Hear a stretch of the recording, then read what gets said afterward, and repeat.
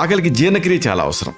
వందల వ్యాధులు వచ్చినా, వందల దోషాలు ప్రకోపించినా ఒక మనిషి తాలూకు జీర్ణక్రియను కనుక రక్షించగలిగితే ఆ మనిషికి మరణ భయం ఉండదు అంటుంది ఆయుర్వేదం.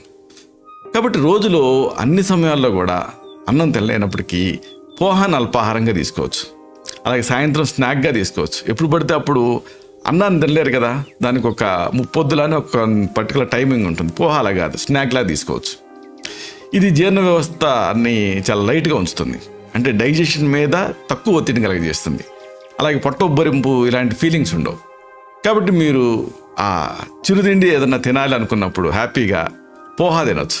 అంటే ఇక్కడ బరువు తగ్గటానికి స్మాల్ మీల్స్, ఫ్రీక్వెంట్ మీల్స్ అని చెబుతాం కదా, ఆ మీల్స్ని పోహా రూపంలో తీసుకోవచ్చు. ఇది తయారీ కూడా చాలా తేలిక. చాలామంది తెలిసే ఉంటుంది. అటుకుల్ని ముందు నీళ్ళల్లో ముంచి వెంటనే తీసి పిండి కేవలం కొన్ని కూరగాయలు, కాస్తంత